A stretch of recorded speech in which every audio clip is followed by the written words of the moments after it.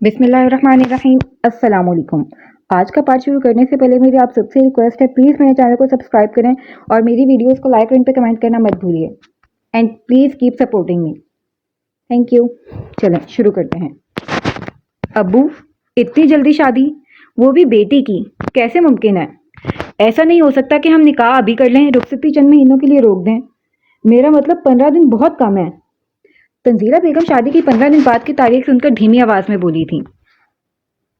ये क्या बात हुई बेटा? निकाह का मतलब ही शादी होता है, फिर एक घर में रहकर रुखसती रोके रखने की क्या तुक बनती है?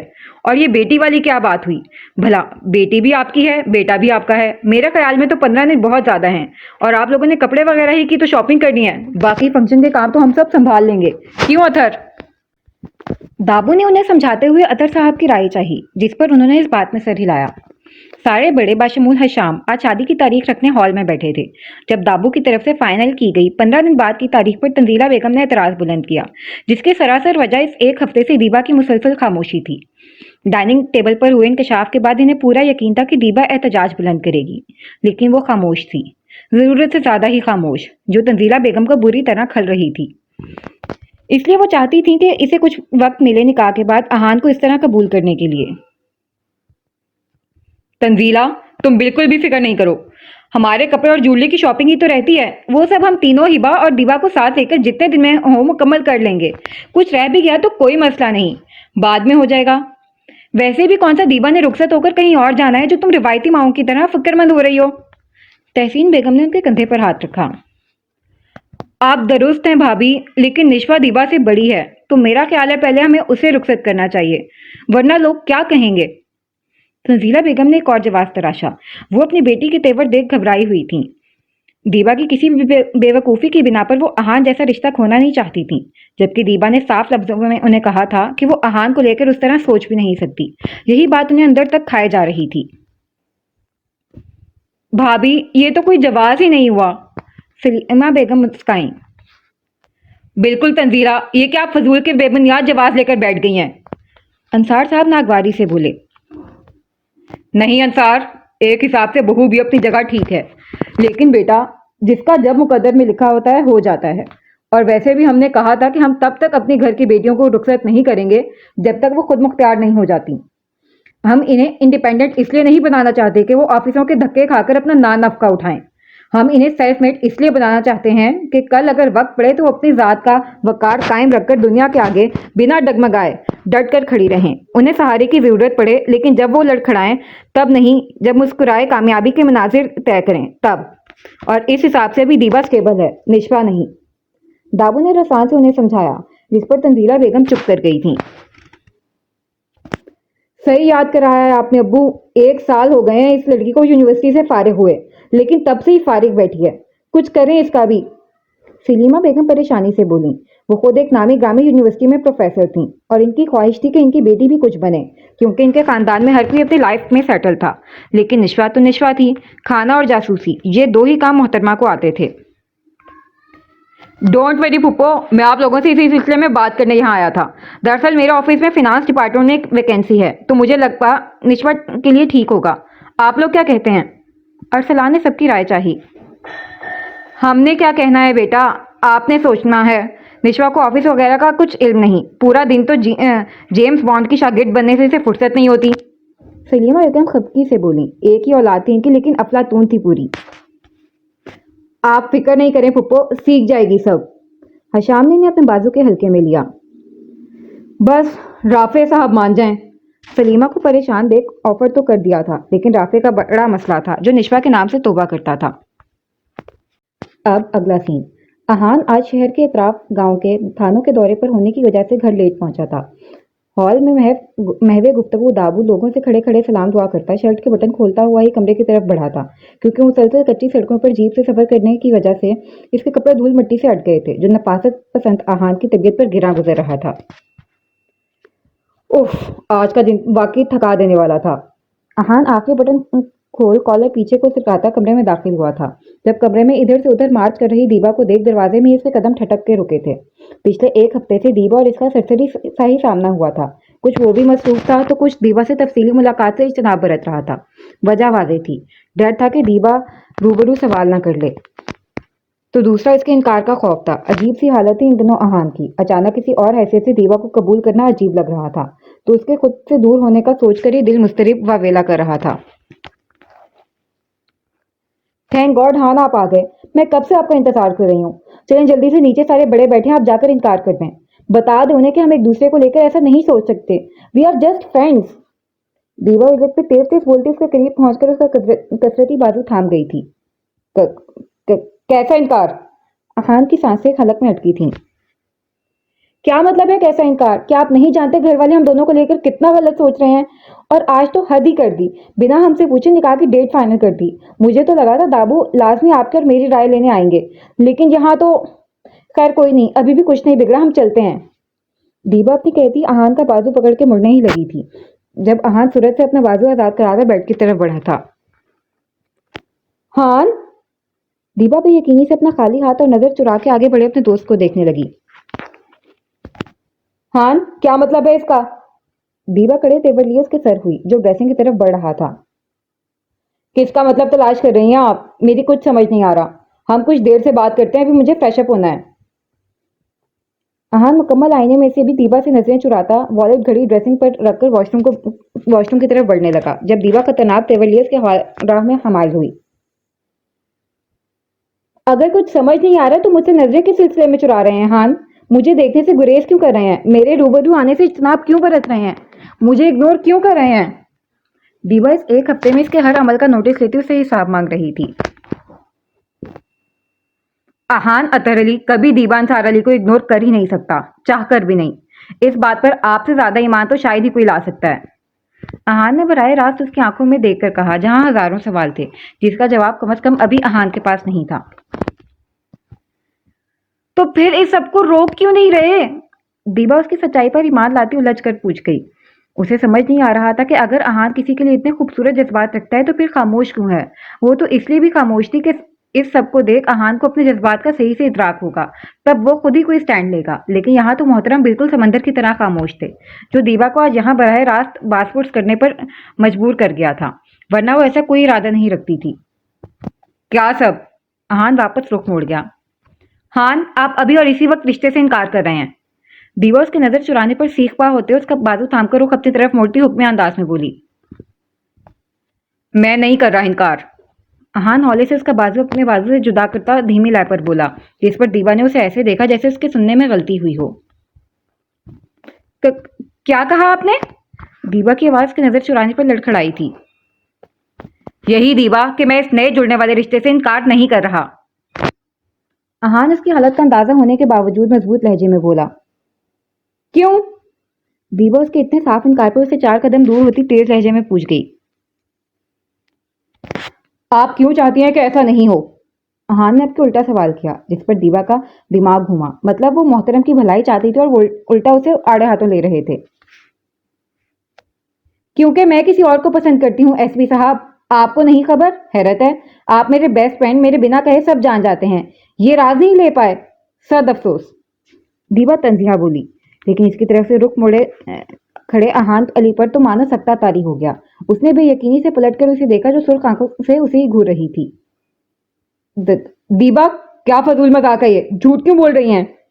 तवील खामोशी के बाद अहान कुछ बोलने के काबिल हुआ था। क्यों मजाक क्यों है? और मैं क्यों झूठ बोलूंगी भला? आपको जवाब चाहिए था इनकार का, वो मिल गया, अब बस जाएं इनकार कराएं।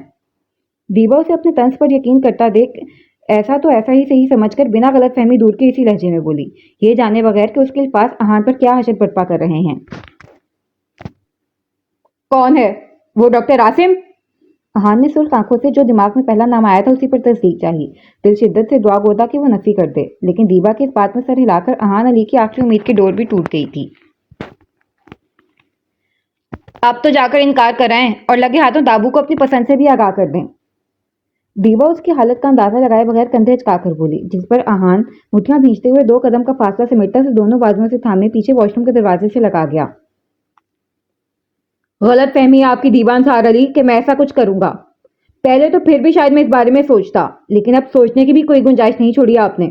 इसमें कोई शक नहीं कि आपकी हर ख्वाहिश अहान अतर अली अपना फर्ज समझकर पूरी करता है, लेकिन एक मकाम ऐसा है जहां अहान अली के लिए आपकी ख्वाहिश से ज्यादा कुछ और अहमियत रखता है, اور وہ ہے آپ سے دستبرداری۔ جب آپ ہسپتال سے لائی گئی تھی محض 3 دن کی تھی، جب سے آپ میری ساتھی رہی ہیں، آپ کے علاوہ احان علی نے کسی کو اپنے قریب بھٹکنے تک نہیں دیا۔ دوستی تو بہت دور کی بات ہے، تو آپ سوچ بھی کیسے سکتے ہیں کہ وہ آپ کی زندگی میں کسی اور کو قبول کر لے گا؟ ہرگز بھی نہیں۔ آپ تو یہ رشتہ ہر قیمت پر جڑ کر رہے گا، چاہے آپ چاہیں یا نہیں۔ احان سرخ آنکھیں اس کے وحشت زدہ چہرے پر گاڑی نیچی آواز میں گراتا رہا۔ بہت کچھ باور کر آ گیا تھا۔ دیوا تو بت بنی وحشت زدہ سے بس اپنے نرم مزاج کم کو سنجیدہ دوست کا ایک بالکل مختلف جنونی روپ دیکھ کر پتھرا گئی تھی۔ اب جائیں، اپنے لہجے کی معذرت نہیں کروں گا، کیونکہ میں منافق نہیں، دل اس عمل کو برا نہیں کہتا، تو منہ سے معافی کا کیا جواز بنتا ہے؟ ہاں، نرمی سے اسے سائڈ ہٹاتا دروازہ کھول کر واش روم میں بند ہوا تھا، جبکہ دیوا اب بھی وہیں پتھرائی کھڑی تھی۔ اس نے بس احان کو اکسانے کے لیے اس کی ہاں میں ہاں ملائی تھی، لیکن یہاں سب الٹا ہو گیا تھا۔ اسی لیے تو کہتے ہیں انسان کو اپنا ہر لفظ سوچ سمجھ کر ادا کرنا چاہیے، کیونکہ ادا ہوئے لفظ لوٹ کر نہیں آتے، آتا ہے تو صرف مقابل کا رد عمل، جو احان کا آیا تھا اور مستقبل میں آنے والا تھا۔ اب اگلا سین۔ 20 سال سے یہ کام کر رہا ہوں، آج تک میرا بال پکڑا جانا تو بہت دور کی بات ہے، کبھی کسی کو شک تک نہیں گزرا۔ پھر میری ٹرک کی تلاشی کیسے ہوئی؟ میرا کروڑوں کا مال پکڑا کیسے گیا؟ دیکھ انسپیکٹر ہوگا تو اپنے تھانے میں، چودھری کے لیے تو بس ایک ذریعہ ہے اس کے مال کو بحفاظت محفوظ مقام تک پہنچانے کا، جس کا تجھے چودھری تیری سوچ سے بھی بڑھ کر چارہ ڈالتا ہے۔ پھر یہ مخبری کیسے ہوئی؟ چودھری ٹیبل پہ دونوں ہاتھ جمائے سامنے خوفزدہ سے انسپیکٹر پر جھکا، پوچھ کم دھاڑ زیادہ رہا تھا۔ اس کی قید و غضب سے سرخ ہوئی آنکھیں اس پر دھاڑا انسپیکٹر سہم کے اپنی جگہ کھڑا ہوا۔ بکواس کر ورنہ میرے بندے اوپر کا ویزا بہت اچھا لگاتے ہیں، جانتا ہے نا؟ چودھری تمسخرے انداز میں بولا، جس پر مقابل کی جان سوکھی تھی۔ نہیں چودھری سرکار، میرا یقین کریں، آپ کی ٹرکوں اور مال کا سن کر میں اپنے سارے کام چھوڑ کر ٹول ناکے پر پہنچنے نکلا تھا، لیکن راستے میں کمشنر صاحب زبردستی مجھے لے کر اپنے آفس کے لیے نکل گئے۔ میں نے چودھری کی دہاڑ انسپیکٹر کی باقی کی صفائی حلق میں دم توڑ گئی۔ بکواس بند، حرام خوری کرتے ہو میرے یہاں اور دم ہلاتے ہو اپنے کمشنر کے آگے۔ جانتا ہے تو تیری ذرا سی کوتاہی کی وجہ سے زندگی میں پہلی بار چودھری کے کروڑوں کا نقصان ہونے کے ساتھ اسے تھانے کے چکر لگانا پڑا ہے، 1-2 ٹکے کے وردی والے کے آگے صفائی دینی پڑی ہے۔ وہ تو شکر کر وقت پر منسٹر نے داؤ کھیل کر میرے 5 ٹرکوں کے ساتھ مجھے بھی شک کے گھیرے سے نکال کر ان 5 ڈرائیور کو حوالات کے اندر کروایا، ورنہ تیری لاش کے چیتھڑے چیل کبوت تک کو نصیب نہیں ہونے دیتے۔ چودھری کے سر ٹھنڈے دھار انداز میں گرانے پر انسپیکٹر صرف خشک لبوں پر زبان پھیر کیا تھا۔ اب یہاں کھڑے کھڑے کے آپ نے قبر کھودنے کا ارادہ رکھتا ہے؟ جا کر معلوم کر کون تھا جس نے چودھری کے ٹرکوں کی تلاشی لے کر اپنی موت کا ذریعہ تلاش کیا ہے، اور خبر پکی چاہیے مجھے کہیں کوئی جھول رہا تو دوبارہ یہاں آنے سے پہلے اپنی بیوی کو سفید چادر چڑھا کر آنا۔ چودھری کے حکم پر انسپیکٹر سر پر پیر رکھ کر وہاں سے بھاگا تھا۔ جانتا تھا تلاشی لینے والے کا نام، لیکن زبان پر نہیں لا سکتا تھا، کیونکہ اگر چودھری جرم کی دنیا کا بادشاہ تھا تو مقابل بھی انصاف کی دنیا کا شہزادہ تھا۔ ہو کون سکتا ہے آخر؟ ہو کون سکتا ہے؟ میری آدمیوں میں تو اتنی جرت نہیں کہ میرے آگے سر اٹھا لیں، مخبری کرنا تو خیر بہت دور کی بات ہے، اور ان پولیس والوں کی اتنی اوقات نہیں کہ مجھ سے آنکھیں ملا کر بات کر لیں۔ تو میری ٹرک پر تیری نظر کیا خاک ڈالیں گے پھر؟ کون؟ ہاں وہ۔ چودھری اضطرابی کیفیت میں ادھر سے ادھر ٹہلتا دماغ کے گھوڑے دوڑاتا اس مقبر کا اندازہ لگانے کی کوشش کر رہا تھا، جب یکایک دھماکہ ہوا۔ آج صبح 9 بجے ہی چودھری کے اناج سے بھری ٹرک میں ہمیشہ کی طرح خفیہ طور پر مال چھپایا گیا تھا، کروڑوں کا مال پکڑا گیا تھا۔ 20 سال کے دورانیے میں پولیس کی نظروں میں آیا یہ مال چودھری کے دم پر لات رکھنے کے مترادف تھا، جس پر چودھری بلبلا اٹھا تھا، لیکن اس کی اوپر تک پہنچ کی وجہ سے وہ بڑی آسانی سے سب سے نکل گیا تھا، کیونکہ 5 ڈرائیوروں نے پولیس کے سامنے اعتراف کیا تھا کہ گو ڈاؤن سے نکلنے کے بعد انہوں نے یہ مال اٹھایا تھا۔ ان کی جھوٹی گواہی سے چودھری تو کچھ وقت کے لیے بچ گیا تھا، لیکن پولیس حرکت میں آ گئی تھی، جو چودھری کے لیے اچھی بات بالکل نہیں تھی۔ اس لیے وہ اصل مخبر تک پہنچنا چاہتا تھا، جو اتنا آسان نہیں تھا، لیکن کلیو اسے مل گیا تھا۔ انور کہاں جا مرے ہو حرام خور؟ چودھری کے زور زور سے چلانے پر انور حواس باختہ سا اندر داخل ہوا تھا۔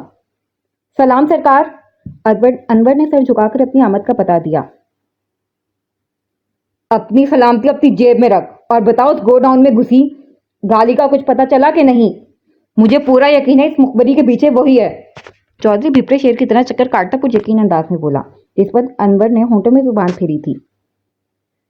سرکار، اس نے سب اتنی صفائی سے کیا کہ پیچھے کوئی سراغ ہی نہیں چھوڑا، یہاں تک کہ قدموں کے نشان تک نہیں ملے اس کے، اور گاؤں سے معلوم کرنے پر بھی کوئی نیا شخص بھی ان دنوں یہاں دیکھا نہیں گیا۔ میں پچھلے 1 مہینے سے اسی تلاش میں ہوں، لیکن انور نے بس سر جھکا دیا جب چودھری چلتا ہوا اس کے سر پر پہنچ کر اس کا کالر دبوچ گیا۔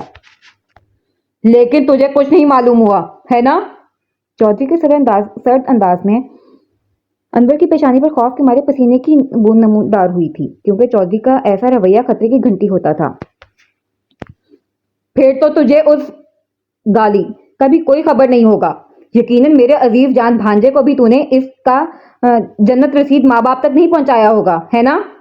چودھری اس کے کالر پر اپنے پکڑ کمزور کرتا بڑے آرام سے سوال کر رہا تھا، جو انور کے لیے بالکل ٹھیک نہیں تھا۔ اس کا معلوم ہو گیا ہے سرکار، لیکن 1 مہینے کے قریب سے وہ بچہ اس ڈے کیئر سینٹر پر نہیں لایا جا رہا، اور اس ڈاکٹر کا فلیٹ بھی مکفل ہے۔ میں خود کئی بار وہاں گیا ہوں۔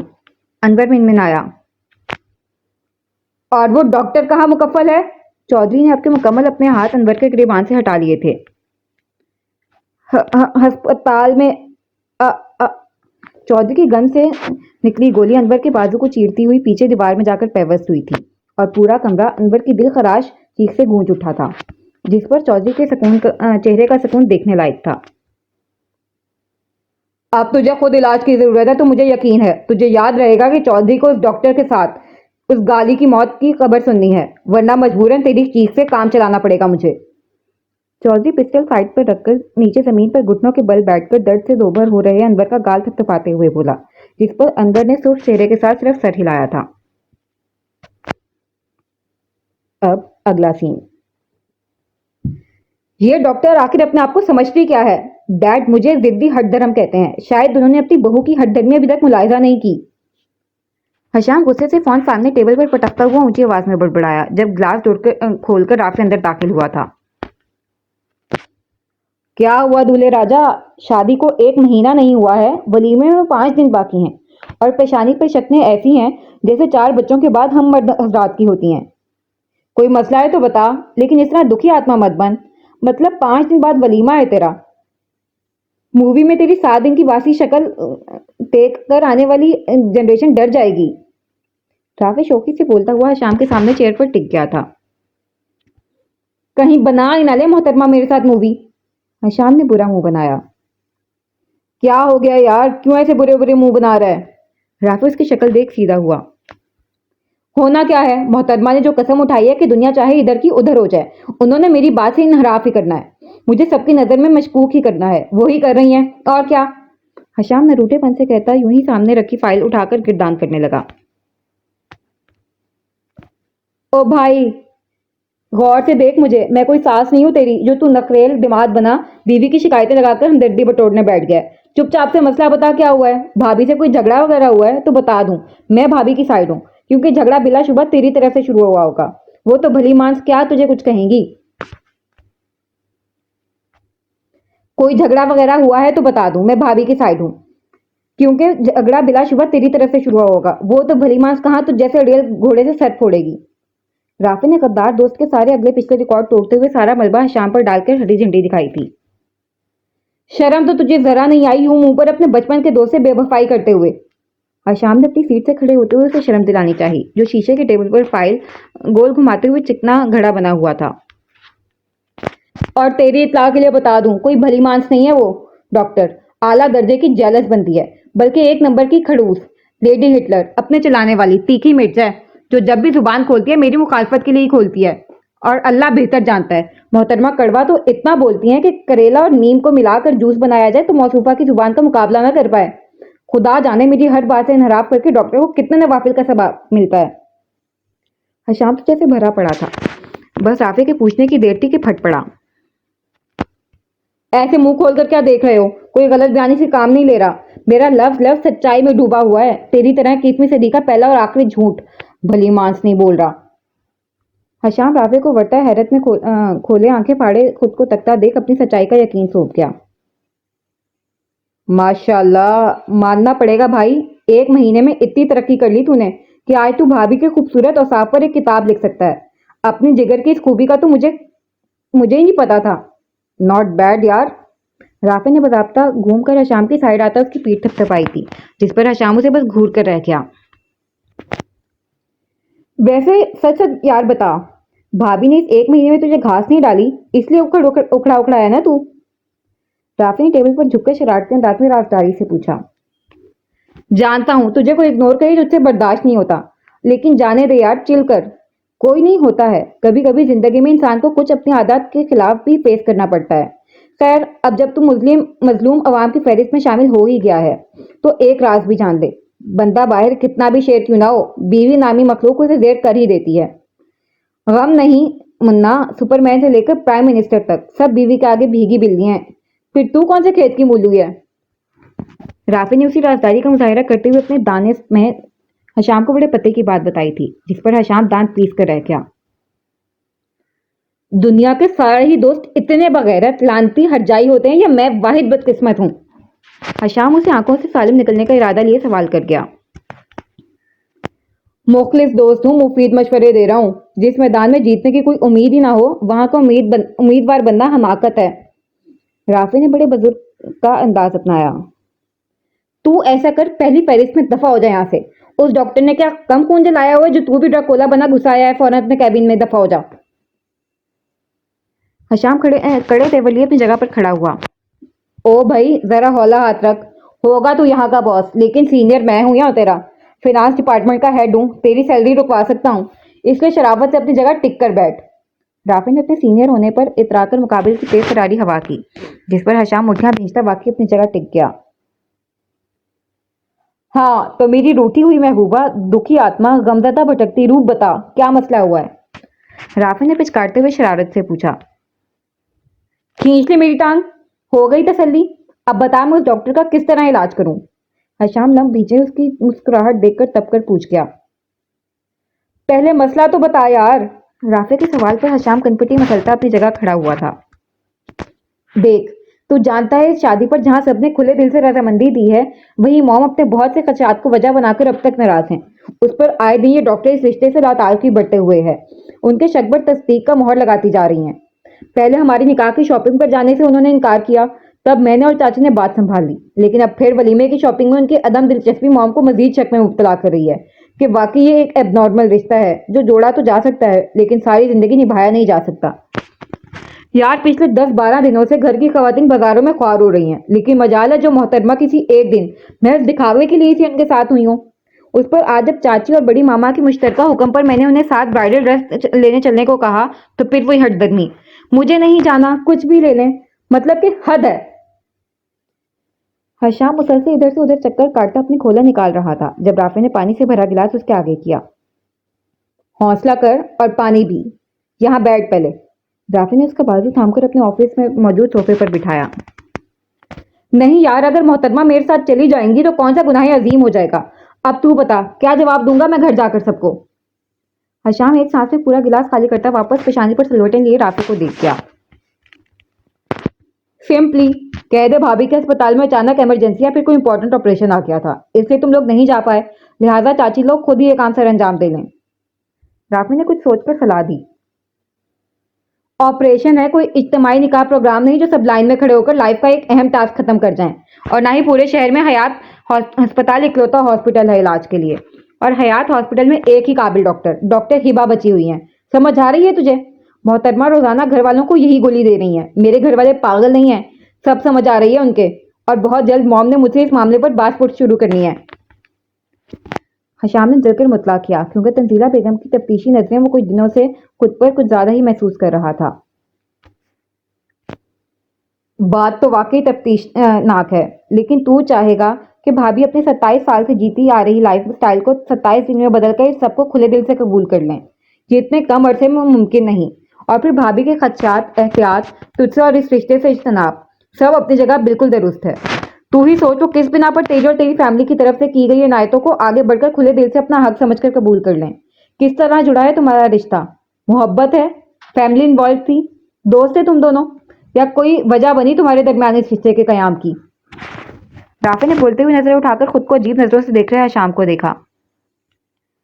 تمہارا رشتہ بڑے انوکھے انچھوئے انداز میں جڑا ہے یار۔ مطلب اس نفسہ نفسی کے دور میں کون ایسے بے غرض لوگ ہوتے ہیں جو اپنی ذات و خواہشات کو پرے رکھ کر کسی اور کے لیے زندگی جئیں۔ تیری زندگی میں بھابھی کا داخلہ تیری احتشام بھائی سے عشق کی حدوں کو چھوتی محبت کی وجہ سے ہوئی ہے، تو دوسری طرف بھابھی تجھ سے اپنی زندگی کے واحد رشتے سے عشق کی بنا پر جڑی ہیں۔ تم دونوں نے یہ رشتہ اپنے لیے نہیں جوڑا ہے، یہ رشتہ تمہیں تمہارے انتہا کے عشق کی سوغات میں ملا ہے، اس لیے بھابھی کو وقت دے سمجھنے اور قبول کرنے کے لیے۔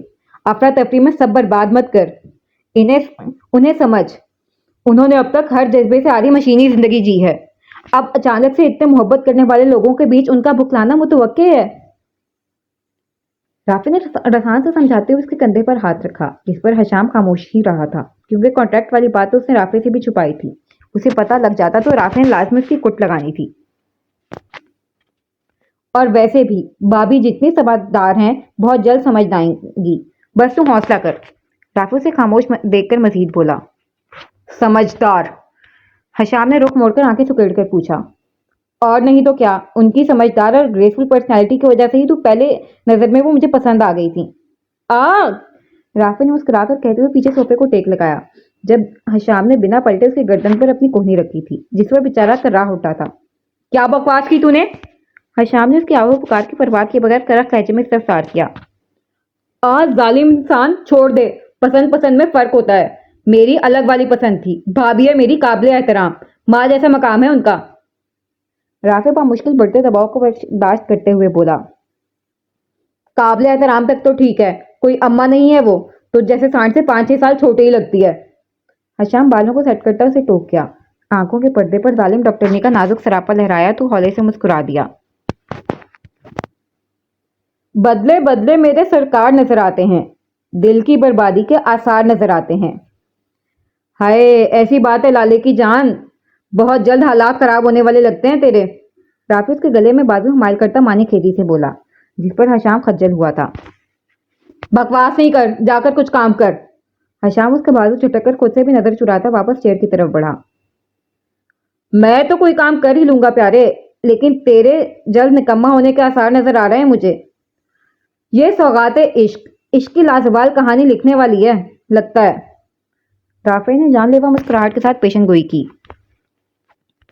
تو جاتا ہے کہ نکالوں جوتا؟ حشام اس کے بکواس پر نیچے جھکا، جب رافع فوراً وہاں سے دفع ہوا تھا۔ تحمل سے بات کرنا گھر جا کر بھابھی سے، مان جائیں گی۔ رافع دروازے سے منہ نکال کر مشورہ دے گیا۔ تحمل سے؟ میں کون سا توپ بارود لے کر بات کرتا ہوں، ہٹلر کی جانشین۔ حشام تصور میں ہبا کا سنجیدہ چہرہ لاتے ہوئے سر جھٹک کر واپس کام کی طرف متوجہ ہوا۔ لیکن شاپنگ تو وہ میرے ساتھ چلیں گی، یہ طے ہے۔ حشام واپس بڑبڑایا۔ اب اگلا سین۔ شام کا وقت تھا، علی ولا میں شادی کے دن قریب ہونے کی وجہ سے الگ ہی رونق لگی ہوئی تھی۔ کچھ قریبی رشتہ داروں کی قبل از وقت شرکت کی وجہ سے گھر میں عام دنوں کے مقابل کچھ زیادہ ہی گہما گہمی تھی۔ ابھی تمام خواتین ہال میں اپنی شاپنگ بکھیرے کپڑے جولی اور دیگر آرائش و زیبائش کی چیزوں پر تبادلہ خیال کر رہے تھے۔ پاس ہبا صبحان کو لیے نشپا لوگوں کے ساتھ خاموش بیٹھی تھی۔ بھائی ماننا پڑے گا تحسین تمہاری پسند کو، ایک سے ایک جوڑا اٹھایا ہے، اور نکاح والا تو ماشاءاللہ دیبا پر بے انتہا جچے گا۔ ہلکی پیازی رنگ کے بھاری کامدار لہنگے کا جائزہ لیتے ہوئے ایک رشتہ دار آنٹی نے دیبا کو دیکھتے ہوئے تبصرہ کیا، جس پر نہ چاہتے ہوئے بھی دیبا کے گال دہک اٹھے تھے۔ اس نے چور نظروں سے آس پاس دیکھا، سب کو اپنی طرف متوجہ دیکھ گلابی رنگت میں کچھ اور سرخی گھلی تھی، جسے سب کا چھت پھاڑ کہہ کر ابلا تھا۔ اس دن کے بعد دیبا نے دوبارہ نہ آہان کا سامنا کیا اور نہ ہی اس نئے جڑنے والے رشتے پر کسی قسم کا احتجاج بلند کیا۔ ایسا نہیں تھا کہ وہ اس نئے بننے والے رشتے کو قبول کر چکی تھی، اس کے اندر کا خناس ابھی بھی جونگا تو تھا۔ مکفل لب ہونے کی وجہ تو آہان کا وہ جنونی روپ تھا جو اس نے اپنی 24 سالہ زندگی میں پہلی بار دیکھا تھا، جو اسے اندر تک سہما گیا تھا۔ بس اسی خوف کے زیر اثر وہ بنا چوں چرا کیے شاپنگ وغیرہ میں حصہ لیتی جا رہی تھی۔ کیا بات ہے، بیسٹ فرینڈ کے نام پر بلش کیا جا رہا ہے، ناٹ بیڈ بھابھی۔ شادی میں بیوٹی پارلر والی کو بلش آن کے استعمال سے گریز کرنے کے لیے کہیں گے، بس وقفے سے آہان بھائی کا نام لیں گے۔ کیوں، صحیح آئیڈیا ہے نا؟ نشوا نے چھیڑنے کے انداز میں دیبا کو ٹہوکا دیا، جس پر بیچاری اسے گھور بھی نہیں سکی تھی۔ وہ خود جاننے سے قاصر تھے کہ ان دنوں احان کے محض نام لینے سے اس کے گال کیوں دہک اٹھتے تھے۔ نہ پریشان کریں یار بچی کو، ایک ہفتے سے اپنے ہان سے ملاقات کا موقع دستیاب نہ ہونے پر بیچاری ویسے ہی بہت اداس ہے۔ ہبا نے بھی شوقی سے کہتے ہوئے نشوا کا ساتھ دیا۔ بھابھی آپ بھی؟ دیبا روحانسی ہوئی۔ میں بھی کیا، میں تو آپ کو ہی سپورٹ کر رہی ہوں۔ ہبا نے مسکراہٹ دباتے ہوئے گود سے نکلنے کے لیے ہمک رہے زبان کو قابو کرتے ہوئے بولی۔ ہمیں بھی بتائیں بھائی، ہم بھی بھرپور سپورٹ کے لیے تیار ہیں، کیوں شہزادے؟ حشام مزے سے کہتا ہبا کے پاس موجود جگہ پر ٹک گیا، اس طرح کے دونوں کے کندھے مس ہو رہے تھے۔ مسٹر حشام سائڈ ہو کر بیٹھیں۔ ہبا تھوڑا کھسک کر فاصلہ پیدا کرتی اتنی آواز میں بولی جو صرف حشام کے سماعت تک کی رسائی کر سکے، لیکن ادھر متوجہ کون تھا؟ محترم تو اپنے شہزادے میں گم تھے۔ بھائی مجھے تو لگ رہا ہے بیوٹی پارلر والی کو بلش آن لانے کی ضرورت ہی نہیں ہے، یہاں تو دلہنوں پر صرف نام سے ہی غضب کا روپ آ رہا ہے۔ ہبا کا سرخ ہوتا چہرہ دیکھ پاس بیٹھی کسی کزن نے گوہر افشانی کی، جس پر سب کا کہکا پڑا تھا۔ ہائے میرے معصوم کزن، اگر انہیں معلوم ہو جائے کہ ڈاکٹر نے شرما نہیں رہی بلکہ اپنے اندر کے اشتعال کو دبا رہی ہے تو ان کے دانت ابھی کیا شادی کے بعد بھی باہر نہیں آئیں گے۔ حشام ہبا کی خونخوار نظریں غیظ و غضب سے سرخ ہوا چہرہ دیکھ کر سوچ گیا۔ چلو شہزادے، ہم گارڈن سے ہوا خوری کر کے آئیں، یہاں خواتین میں کیا رکھا ہے سوائے تیکھی مرچ کے؟ آخری لفظ ہبا کے کان کے پاس کہتا حشام زبان کو لے کر کھڑا ہو گیا جب تحسین بیگم کے سوال پر ہبا کا حلق خشک ہوا تھا۔ حشام، میں نے کہا تھا نا آج تم اور ہبا جا کر ولیمے کا ڈریس لے آؤ، پھر گئے کیوں نہیں؟ تحسین بیگم کے سوال پر حشام نے ہبا کو دیکھا جو روحانسی نظروں سے اسے ہی دیکھ رہی تھی۔ وہ مطمئن تھی کہ نکاح کی طرح حشام اب بھی کچھ اٹھا لائے گا، لیکن اب تحسین بیگم کے سوال پر اسے حشام پر طیش آیا تھا۔ ہاں چاچی، لیکن آج آفس میں میری ایک امپورٹنٹ میٹنگ تھی جو میں کسی طور پر ڈیلے نہیں کر سکتا تھا۔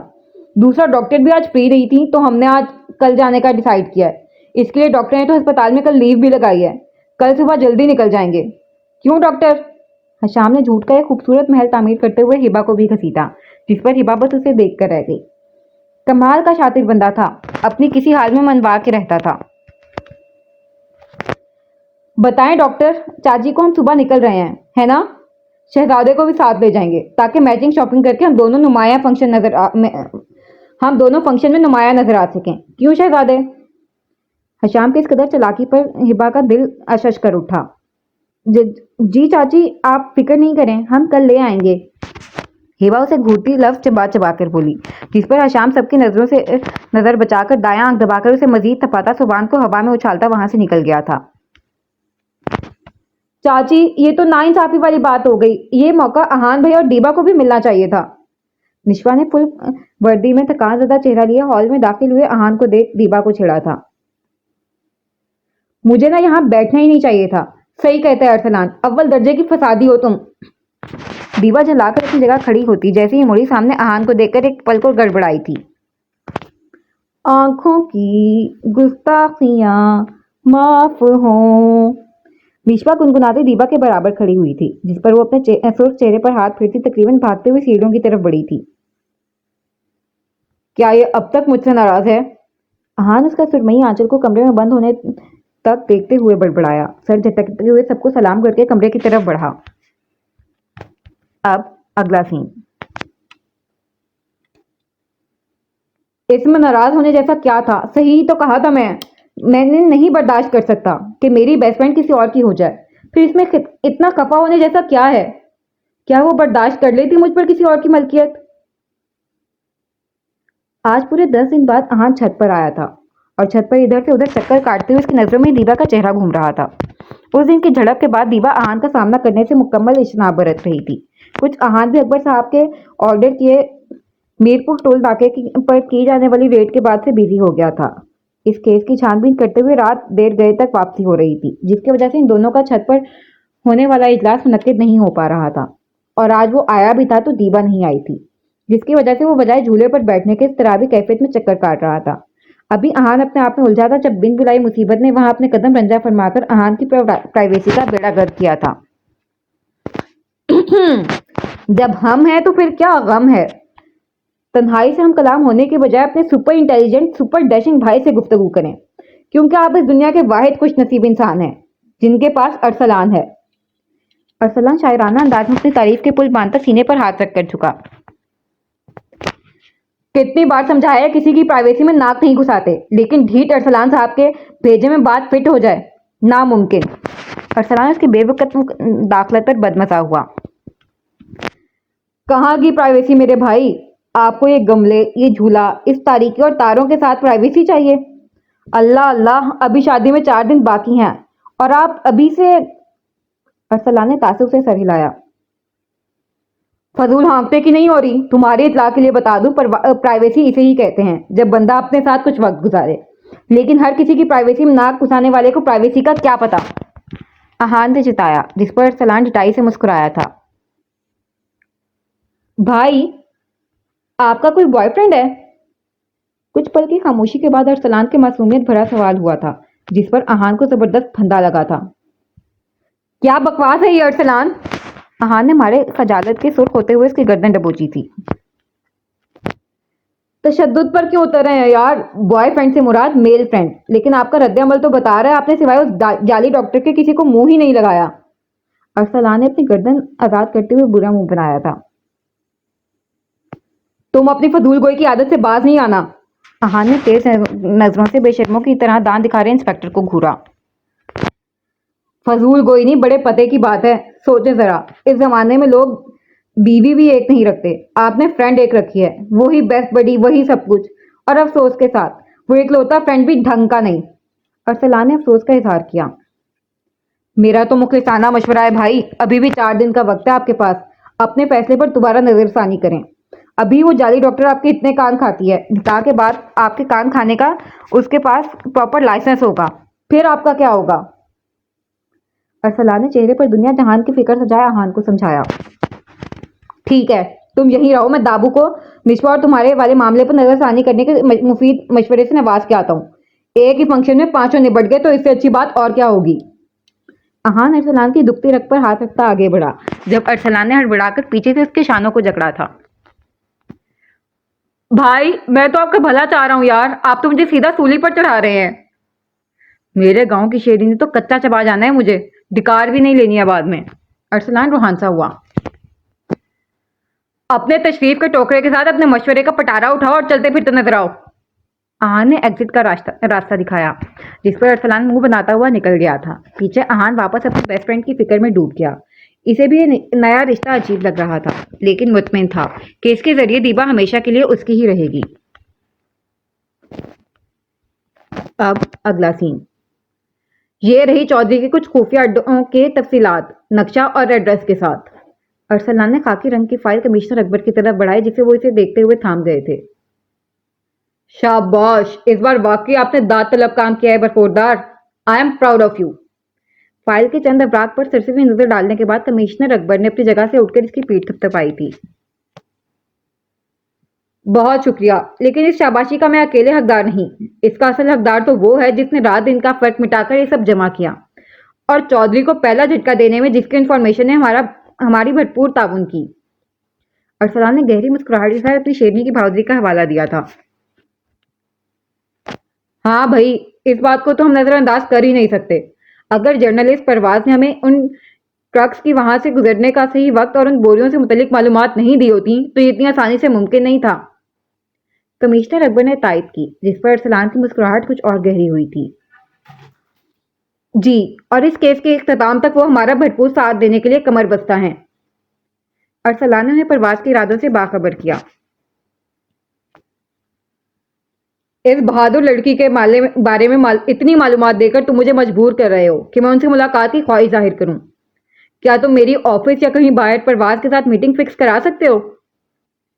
کمشنر اکبر متاثر کن لہجے میں بولے، جس پر ارسلان کا دل بلیوں اچھلنے لگا، لیکن وقت کنٹرول کرنے کا تھا۔ جی ممکن نہیں، بندی جتنی خطرناک جرنلسٹ ہیں اس سے کہیں زیادہ ذہین ہے، اور احتیاط کی تو انتہا ہے محترمہ کے پاس۔ ملاقات کے لیے راضی ہونا مشکل ہے۔ ارسلان نے نا امیدی ظاہر کی، جس پر کمشنر اکبر سر ہلا کر رہ گئے۔ احتیاط ضروری ہے، اتنے بڑے بڑے مجرموں کا پردہ فاش کرتی ہیں، وہ محتاط رہنے میں ہی عقل مندی ہے۔ کمشنر اکبر سمجھنے کے انداز میں بولے، اور ان کے اتنے آسانی سے مان جانے پر ارسلان سیدھا ہوا۔ نہیں، اب اتنا بھی ناممکن نہیں ہے. میرے پاس ایک راستہ ہے. اگر آپ انہیں پرسنلی فون کر کے ہمارے گھر ہو رہے فنکشن میں انوائٹ کریں تو. ارسلان نے سر اٹھا کر انہیں دیکھا. دل شدت سے دعا گو تھا کہ وہ ہاں کر دیں. آئیڈیا اچھا ہے. ویسے بھی جتنی وہ ہماری مدد کر رہی ہیں ہمارا اخلاقی فرض ہے کہ انہیں ہم انوائٹ کریں. تم مجھے ان کا نمبر واٹس ایپ کرو، میں موقع دیکھ کر بات کر لوں گا. کمشنر اکبر کی بات پر ارسلان لڈو پھوڑ رہے دل کو صبر کرنے کی تلقین کرتا اس بات پہ سر ہلاتا وہاں سے نکل گیا تھا. اب تو پردہ اٹھ کے رہے گا میری شیرنی. ارسلان نے کمشنر آفس سے نکلتے ہی شیرنی کا نمبر ڈائل کیا تھا. دراصل اب بیچارے کا بنا اپنی شیرنی کے دیدار کے گزارا نہیں ہو رہا تھا. ان 1.5 مہینے میں تو وہ حیرت سے پہلی آنکھیں بھی بھولنے لگا تھا. اس لیے جان کر یہ طریقہ اپنایا. کیسا فیل ہو رہا ہے پارٹنر چودھری کو پہلا بجلی کا جھٹکا دے کر؟ کال ریسیو ہوتی ہی ارسلان نے چہک کر پوچھا، جس پر اپنے آفس میں مصروف بیٹھی پرواز نے چنبے سے فون کو دیکھا. بتایا نہیں؟ ارسلان خاموشی محسوس کر کے واپس سوال کر گیا. بہت اچھا، لیکن دل کو ٹھنڈ تب پڑتی جب چودھری کا بکھلایا ہوا چہرہ دیکھنا نصیب ہوتا. پرواز اپنے مخصوص سنجیدہ انداز میں حسرت سے موئے بولی.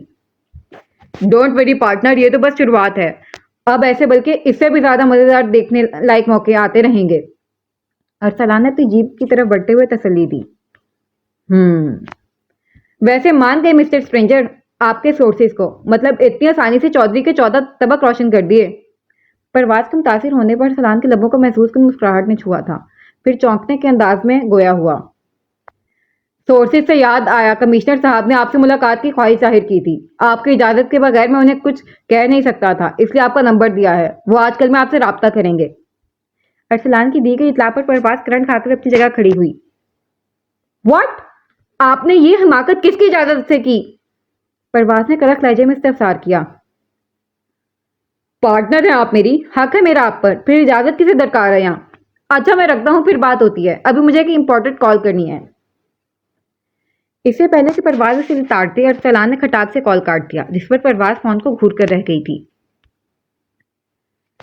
اب مزید اور صبر کا دامن نہیں تھاما جاتا مس مصیبت. اب تو دیدار ہوگا، وہ بھی دھواں دار ہوگا. لیکن افسوس آپ بے خبر ہیں. سیٹی کی دھن بجاتا جیپ وہاں سے اڑا لے گیا تھا. اب اگلا سین. ہاں یہ فائنل کر دیں. ڈاکٹر بڑی بھوک لگی، اب ایک زبردست سا لنچ کر کے گھر کی راہ لیتے ہیں. آپ کا تو نہیں پتا، میں اور میرے شہزادے بہت تھک گئے ہیں. حشام کا کاسمی کلر کا کامدار لہنگا سیلز بوائے کی طرف بڑھاتا ہبا کی طرف متوجہ ہوا، جو منہ کھلے سے گھور رہی تھی. مجھے یہ نہیں لینا، آپ کوئی اور دکھائیں پلیز. ہبا اسے خوشمگین نظروں سے گھورتے ہوئے لہنگا طے کر رہے سیلز بوائے سے مخاطب ہوئی. آپ لے جائیں. حشام نے واپس سیلز بوائے کو اشارہ کیا، جس پر وہ بنا ہبا کی طرف دیکھے وہاں سے نکل گیا تھا. آخر ان میڈم نے اتنا خوار جو کیا تھا پچھلے 2 گھنٹے سے. مسٹر حشام، آپ کو اپنی ضد آخر اتنی عزیز کیوں ہے؟ سامنے والے کی سننے کی زحمت کیوں نہیں اٹھاتے آپ؟ ہبا نے بھننا کر پوچھا. جب سے وہ آئے تھے حشام اپنی من مانی کیے جا رہا تھا، چاہے صبان کے کپڑوں کا معاملہ ہو یا ہبا کے. ہر وقت تو آپ سناتی رہتی ہیں، بندہ بشر ہوں، اوپر سے 2 ہی کہانیں سن سن کر تھک جاتے ہیں، اس لیے میں اپنی سنانے اور کرنے لگتا ہوں. اس پر آپ کا اعتراض یا احتجاج جائز تو بالکل نہیں ہے. حشام نے نروٹھے پن سے جواب دیا، جبکہ شرارتی نظریں پیچ کلر کے حجاب میں تپے چہرے پر تھیں. واقعی آپ اپنی ضد کا کسی کی چلنے دیتے ہیں؟ ہبا نے تنزیہ پوچھا. اتنا کیوں بھڑک رہی ہیں یار؟ آخر میرے اور شہزادے کی مشترکہ پسند کردہ لہنگے میں پرابلم کیا ہے؟ اتنا پیارا تو ہے نا شہزادے؟ مما کا لہنگا پیارا ہے نا؟ حشام نے سوان کو گدگداتے ہوئے تائید چاہی، جس پر شہزادے کھلکھلا اٹھے تھے. دیکھیں شہزادے تک کتنے خوش ہیں، کتنے پیار و اشتیاق سے وہ لہنگے کو دیکھ رہے تھے. ایک آپ ہی سڑی ہوئی بیٹھی ہیں. حشام نے برا منہ بنایا تھا. حد ہے، مطلب بچے ہر چمکتی چیز کو اشتیاق سے دیکھتے ہیں، اور ابھی وہ آپ کی تائید میں نہیں، آپ کے گدگدانے پر کھلکھلائے تھے. ہبا نے حشام کی عقل پر ماتم کیا. اطلاع کرنے کا بہت بہت شکریہ ڈاکٹر، لیکن ایک اور وجہ ہے اس لہنگے کی سلیکشن کے پیچھے کی، جس سے یقیناً آپ جیسی ذہین خاتون واقف ہوں گی. I am right? حشام نے آنکھیں پٹ پٹا کے تصدیق چاہی. اسی لیے تو میں یہ نہیں لینا چاہتی تھی. ہبا کی زبان پھسلی، جس پر حشام کا بھرپور کہکا پڑا تھا. ہبا کا اصل صدمہ تو تب لگا جب صوبان صاحب نے بڑی سی چیخ کے ساتھ کلکاریاں مارتے ہوئے حشام کا بھرپور ساتھ دیا تھا. अल्लाह जाने क्या समझ आई थी मोहतरम के। देखें डॉक्टर, आपकी झंझलाहट तो हमारे शहजादे भी इंजॉय कर रहे हैं। आप बिल्कुल दुरुस्त हैं।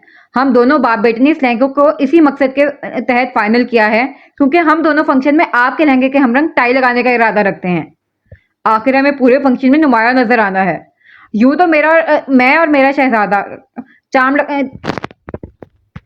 यूं तो मेरा और मेरे शहजादे का चार्म ही महफिल में चार चांद लगाने के लिए काफी है, लेकिन वक्त का तकाजा है, हालात की नजाकत और हमारे अजीम शान वलीमे की तकरीब हमें मजबूर कर रही है कि हम आपको मजबूर करें। हशाम ने खिलखिलाकर माँ का खून चला रहे सुबान का गाल बारी बारी चुमते हुए तफसील जवाब दिया। आप तो यूं ही अपनी शख्सियत के शहर को लेकर खुशफहमी की हदूद को छू रहे हैं, फिर मुझ नाचीज को मजबूर करने की मजबूरी क्यों कर लाहक हुई आपको? तवक्को के ऐन मुताबिक हिबा के जले हुए सवाल पर हशाम का वापस कहका पड़ा था और बिला तरद्दुद शहजादे ने भी वापस वालिद मोहतरम का साथ दिया था। वो क्या है ना डॉक्टर, आपके बिना हम अधूरे हैं।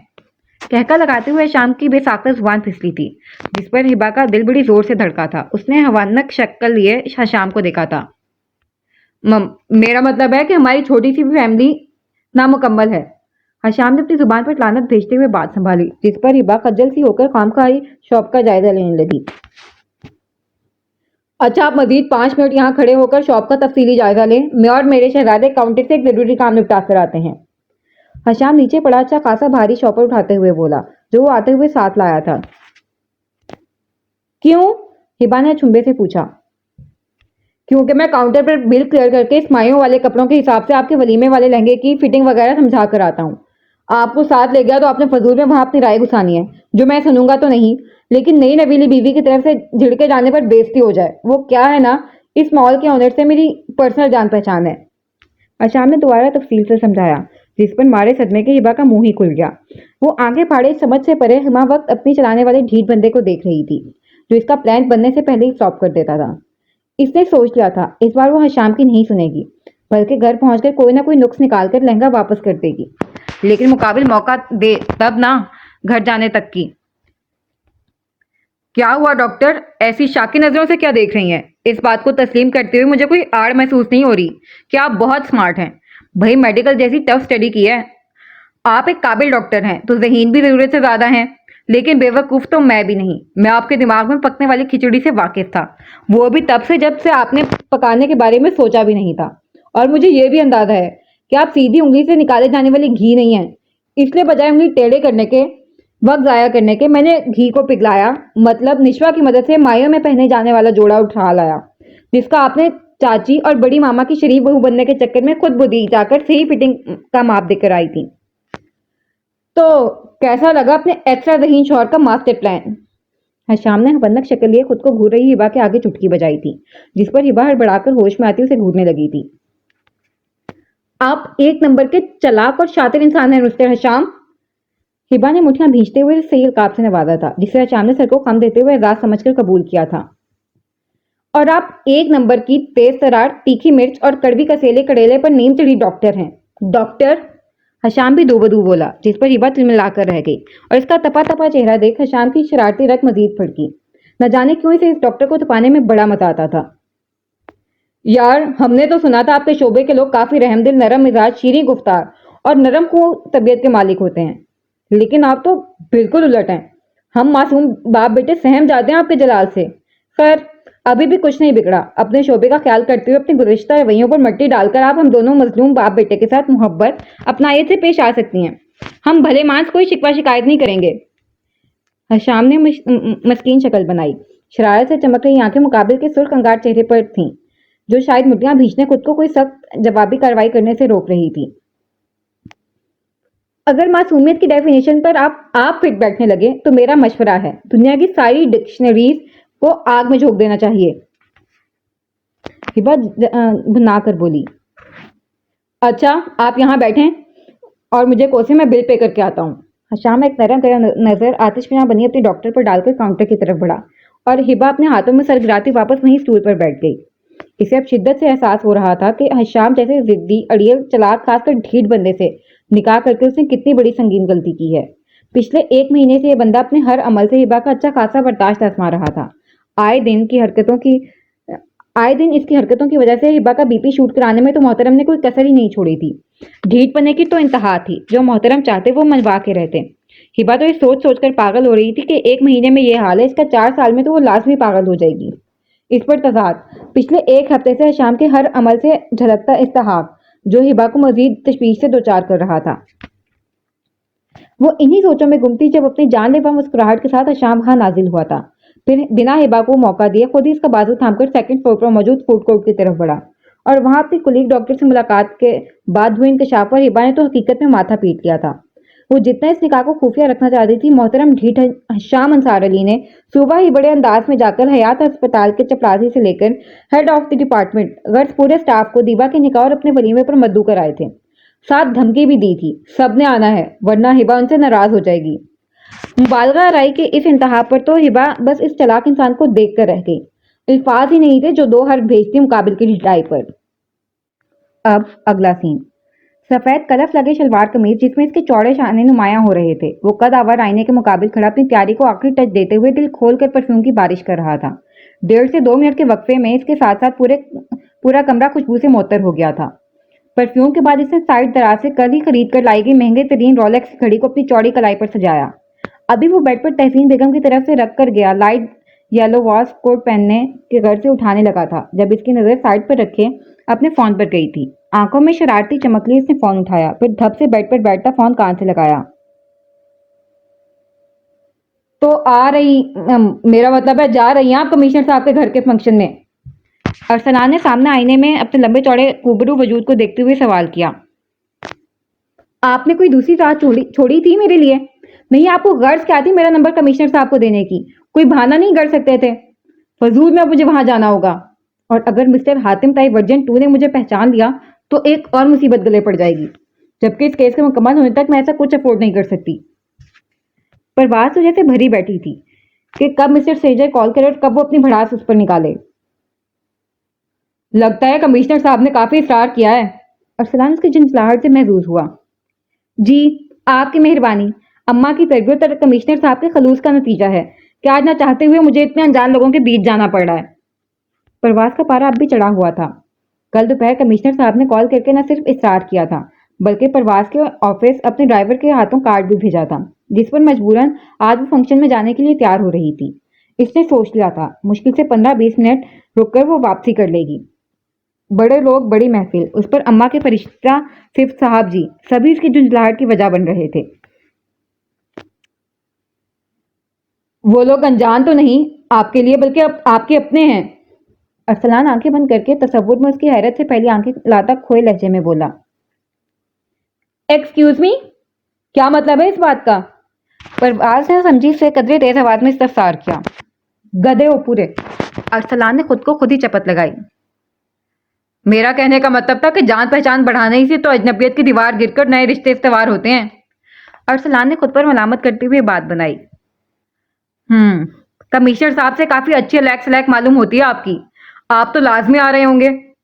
परवाज के सवाल पर अरसलान शरारती मुस्कुराहट नाभि लबों में दबाए वाज कोट उठाकर वापस आईने के मुकाबिल खड़ा हुआ। इसमें कोई शक नहीं, लेकिन अफसोस के साथ मैं नहीं आ रहा।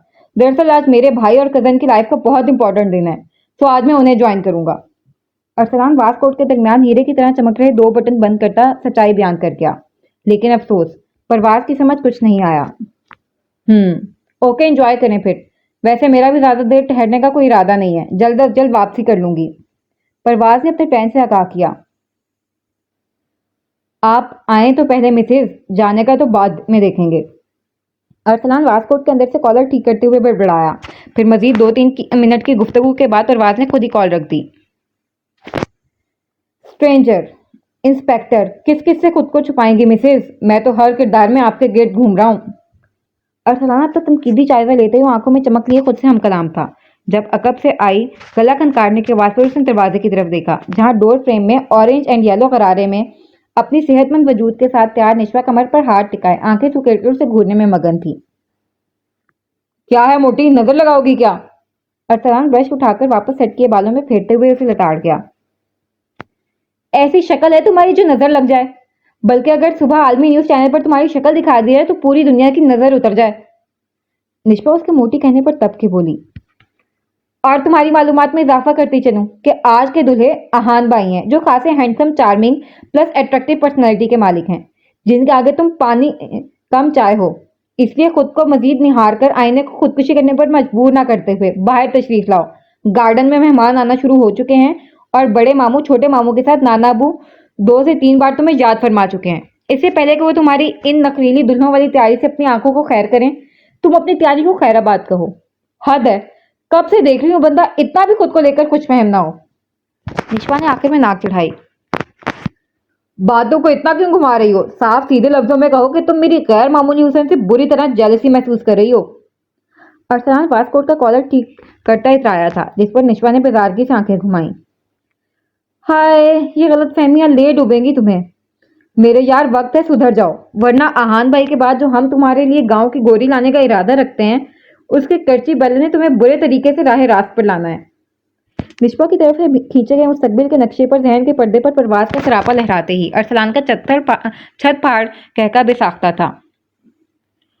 او بھائی، اپنے مستقبل کا تصور کر کے صدمہ لگ گیا ہے کیا؟ نشوا نے ونک شکل لیے پوچھا، جس پر ارسلان نے نفی میں سر ہلایا۔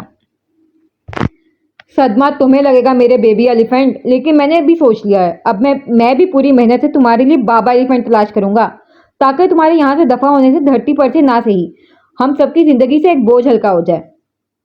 ارسلان زور سے نشوا کے دائیں کندھے پر لٹک رہی فرینچ چٹیاں کھینچ کر وہاں سے بھاگا۔ پیچھے نشوا نے منہ بھر کے اسے گالیوں سے نوازا تھا۔ آج کا پارٹ یہیں پر ختم ہوتا ہے۔ پلیز میرے چینل کو سبسکرائب کریں اور میری ویڈیوز کو لائک اور کمنٹ کرنا مت بھولیے۔ اللہ حافظ۔ اب